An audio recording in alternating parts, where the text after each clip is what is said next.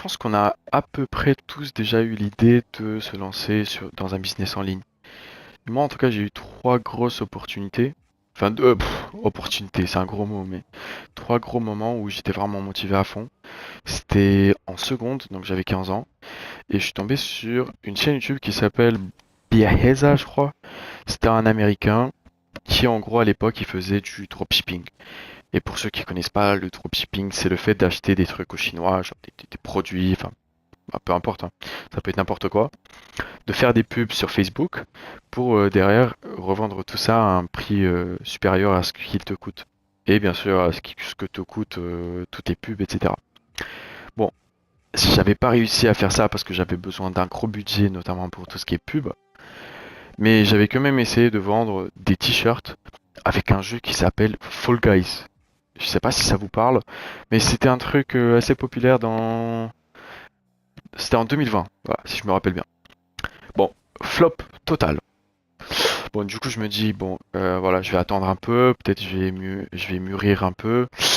Donc là, je me retrouve, j'étais en première année de licence, et là, je me dis, si je fais 3 000 € par mois, j'arrête les études. Donc, j'ai l'idée de commencer une agence de création de sites.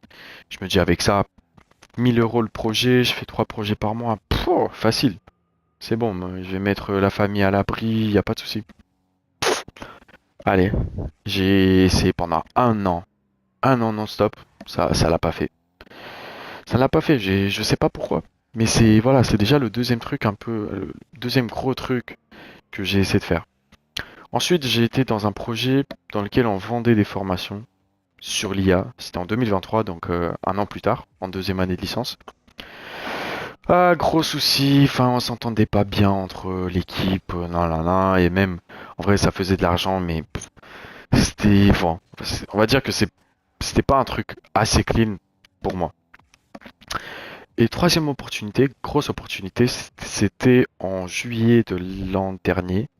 Donc j'avais un ancien pote qui n'est plus pote aujourd'hui, mais qui me propose une idée. En gros, c'était de lancer un SaaS. On va dire c'est une sorte de logiciel en ligne.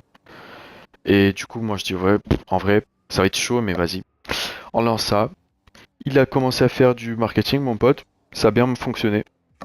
On a commencé à faire des ventes, mais à la fin, il m'a niqué. En gros, pour faire vraiment simple. Peut-être qu'un jour, je vais aller plus dans les détails, mais voilà. Donc, on a fait de l'argent. Donc, je sais que c'est possible de faire de l'argent avec les business en ligne.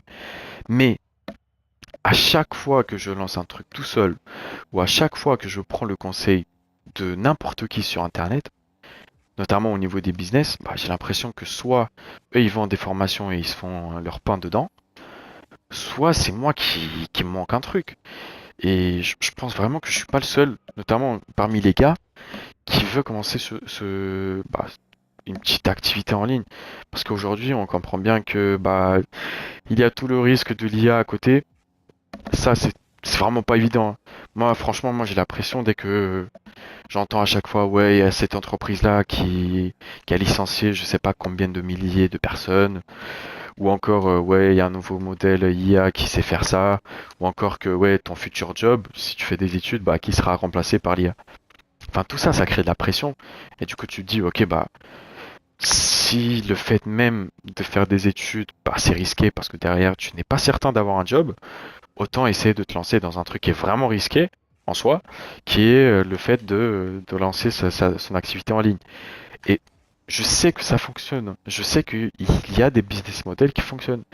Mais juste, moi, j'ai l'impression d'être con. Alors, peut-être que je suis con, hein. En tout cas, je l'espère pas, mais en tout cas, c'est la petite impression que j'ai.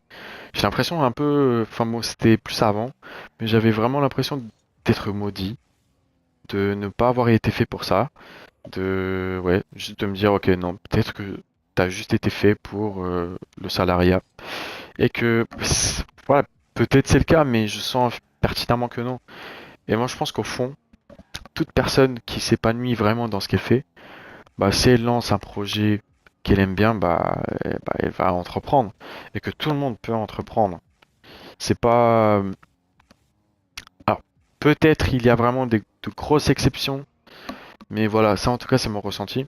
Et je sais quand même que c'est pas fait pour tout le monde. Ça dépend vraiment au niveau du caractère.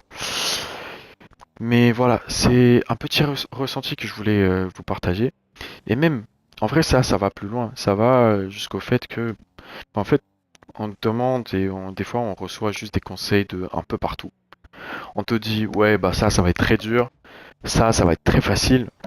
Et à chaque fois, soit ils étaient loin de la réalité, soit ils ont donné qu'une partie de la vérité. En tout cas, moi, c'est le ressenti que j'ai. Notamment en début d'année, donc de cette année, la première année de master que je fais. Bah, les M2, donc ceux en deuxième année, ils m'ont dit, ouais, cette première année, bah, tu vas souffrir. Et tu vas souffrir très fort. Et moi, je voulais sécher vraiment à fond, parce que c'est un peu mon style. Moi, je sèche beaucoup des cours, voilà. On va pas juger, hein. Même si c'est pas bien. Mais bon, voilà, ça c'est moi. Et ils m'ont dit, ouais, non, si tu sèches, bah, c'est sûr que tu vas pas valider. J'ai quand même séché, et j'ai quand même validé. Et je veux pas faire l'arrogant. Honnêtement, je veux pas faire l'arrogant parce que des fois, bah, on te dit oui, les choses vont être plus simples. Et derrière, elles sont bien plus difficiles que ce qu'on s'imaginait. Du coup, c'est pas, je voulais pas faire le point sur ouais, je suis arrogant parce que ouais, il y en a ils disent que c'est dur et je réussis quand même.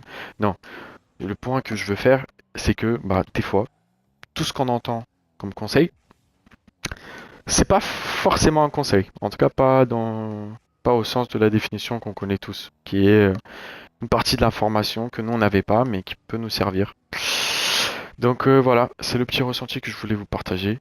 Je sais pas si vous avez aussi ressenti un truc similaire, mais ouais, en tout cas, au niveau des business, ouais, je sais pas. J'abandonne jamais, parce qu'il faut pas abandonner, mais en tout cas, ouais, soit c'est bien plus dur, soit c'est bien plus autre chose que ce à quoi je m'attends. Et je pense que je suis pas du tout le seul mec dans ces situations. Allez, à plus.